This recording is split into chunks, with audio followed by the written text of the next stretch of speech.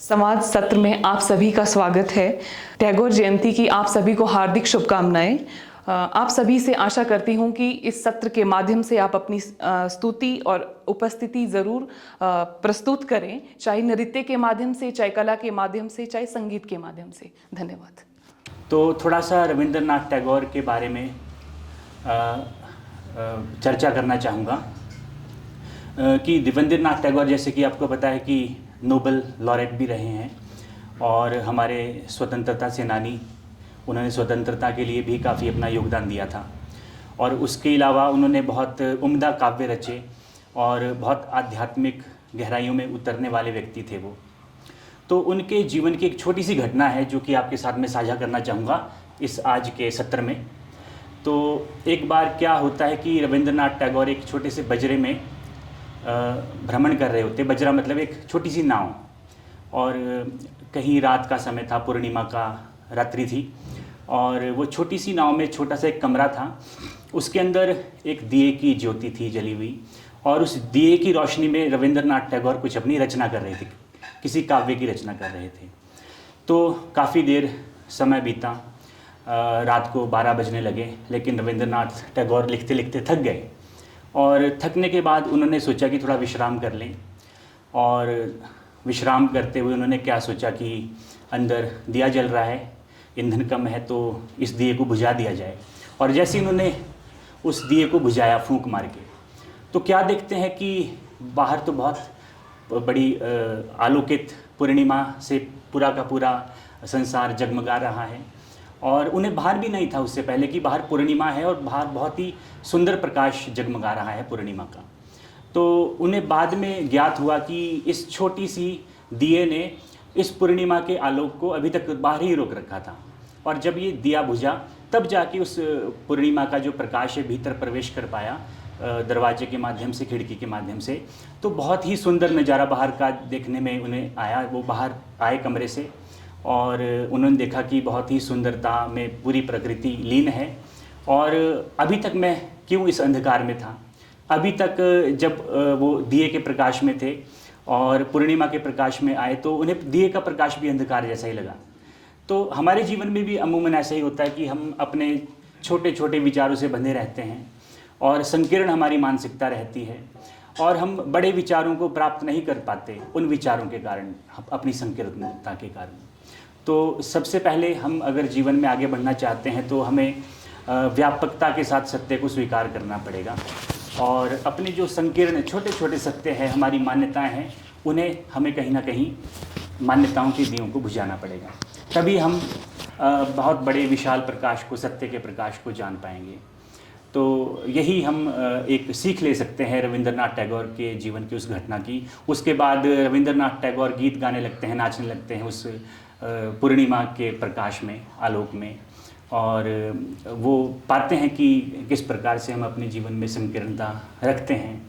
तो हमारे जीवन में भी संकीर्णता ना हो, व्यापकता हो, और इसी के उद्देश्य से आज हम अपने जीवन का बहुमूल्य समय निकाल कर यहाँ पर एकत्रित हुए हैं।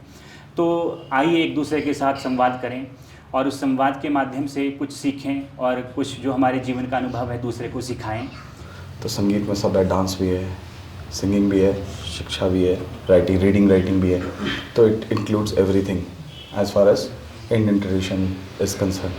सो expression for what, so that we can communicate, है ना, दूसरे को अपने विचार पहुंचाने के लिए। तो अपना विचार पहुंचाने के लिए ये माध्यम जो थे ये बड़े पहले से चले आ रहे हैं। जैसे जैसे धीरे धीरे हमारे एंसेस्टर्स ने हमारे को पता चला, तो डांस के लिए और संगीत के लिए कुछ ओकेजन्स ही रह गई, और कहना बोलना चलता रहा। तो अब बेस्ट ये होगा कि आप इसको डांस से भी एक्सप्रेस करें और म्यूजिक से भी एक्सप्रेस करें। One thing we should keep in mind that words can heal, words can hurt. So don't let it lose the charm. Don't let it lose the charm. Thank you.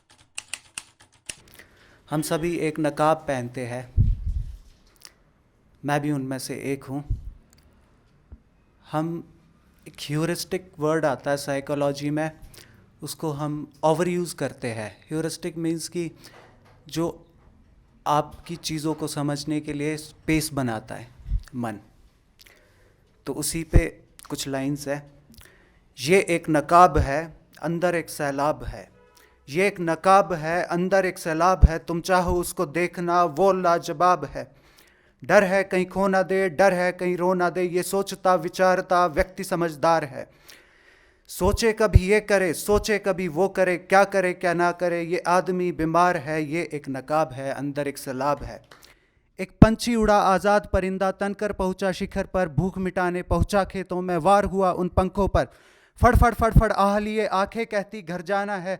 क्या समझ उस नादा को, वो भी प्रकृति के रक्षक का खाना है। भूल गया वो दहशी दरिंदा, भूल गया वो दहशी दरिंदा। वो भी प्रकृति का रखवाला था। एक सांप के डंक लगने पर उसकी भावनाओं को भी फड़फड़ाना था। बागी है हम बागी है, बागी है हम बागी है। हिसाब चुकाने आए हैं चंद मांस टुकड़ों के बदले। हम लाश उठाने आए हैं, घूमती होगी दह में।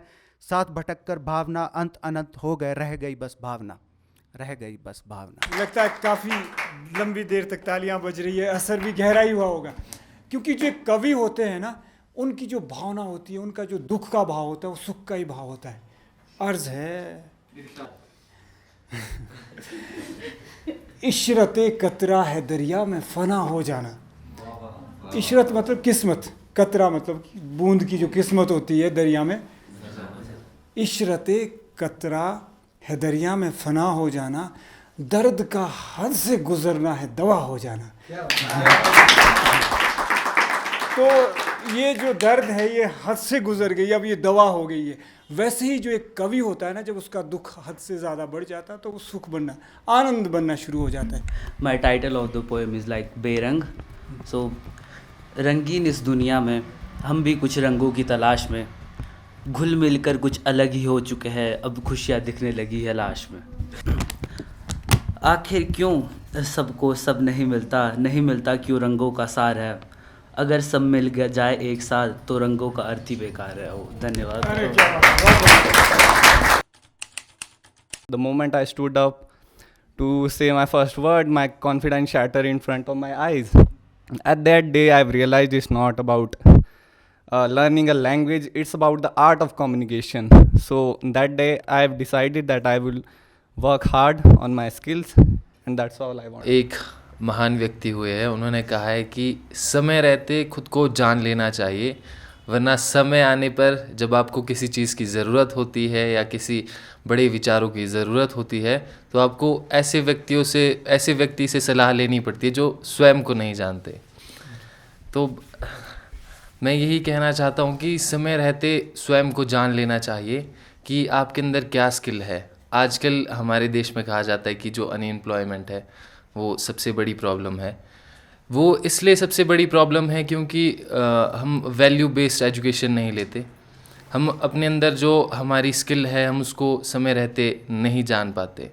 तो हमें खुद को समय देना चाहिए और ख़ुद को पहचानना चाहिए कि हमारे अंदर क्या स्किल है, हम किस फील्ड में ज़्यादा अच्छा कर सकते हैं, हम इस समाज को बेहतर करने के लिए और क्या कर सकते हैं। आजकल पहले अगर एजुकेशन भी लेनी है तो क्वालिटी एजुकेशन होनी चाहिए और साथ में उसी के साथ हमें स्किल्स का भी एक्वायर करनी चाहिए, क्योंकि हमें अपने आप को खोजना चाहिए कि हमें किस स्किल को हम डेवलप कर सकते हैं और साथ में हम कहाँ उसे उपयोग में ला सकते हैं। तो किसी भी चीज़ को कूदने से पहले अपने रिस्क देखना चाहिए कि रिस्क एंड रिवॉर्ड रेशो क्या है।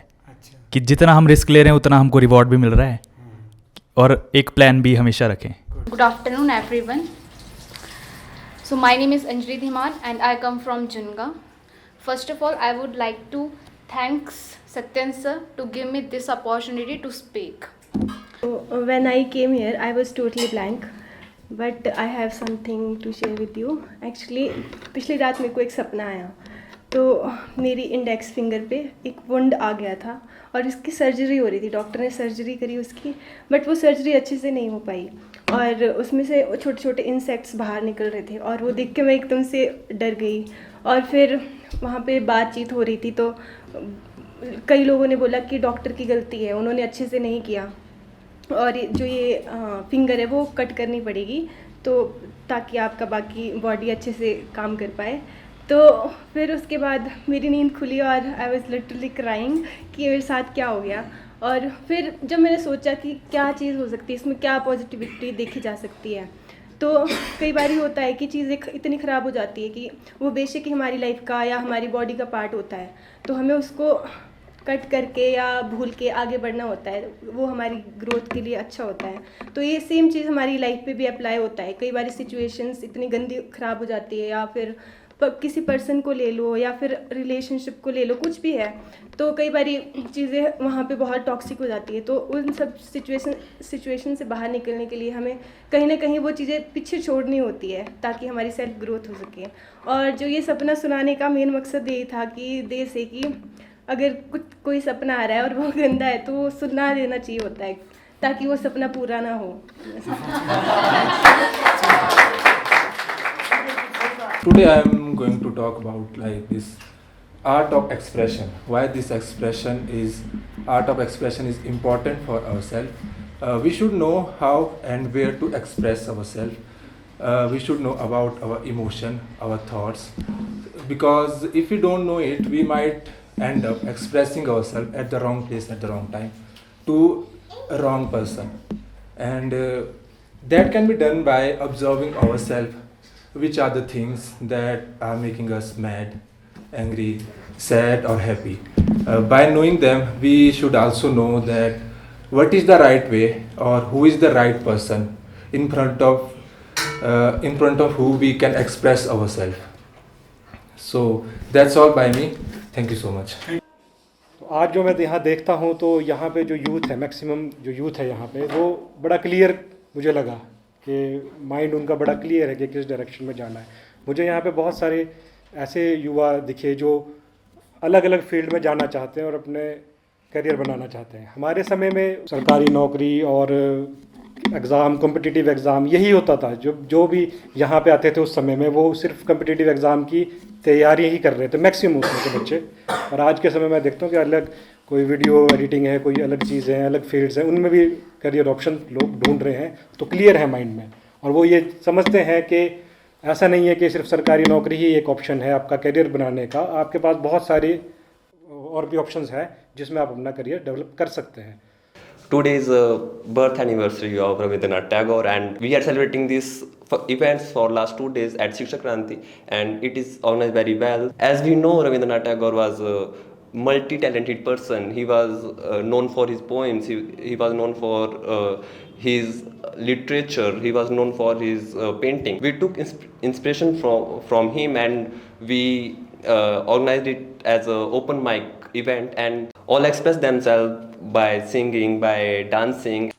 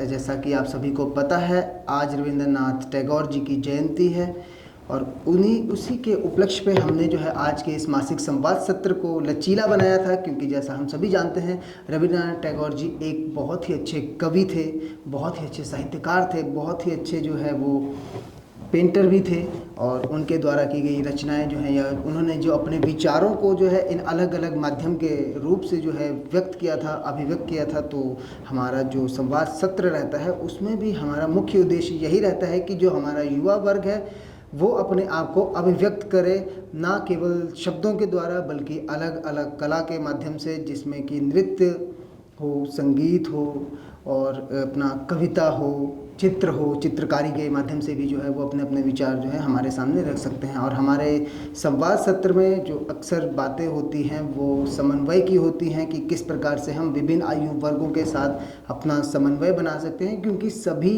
जितने भी आयु वर्ग के लोग होते हैं सबके अपने अपने विचार होते हैं, अपनी अपनी जो क्षमता होती है कार्य करने की, सोचने की, और किस प्रकार से वो उस दृष्टिकोण को लेकर चलते हैं किसी भी विचार को लेकर। तो हमारे संवाद सत्रों का यही उद्देश्य रहता है और आप सभी का बहुत बहुत धन्यवाद कि जिन्होंने अपनी अपनी उपस्थिति दर्ज करवाई और अपने अपने जो है विचार अलग अलग माध्यम से जो अभिव्यक्त किए हैं।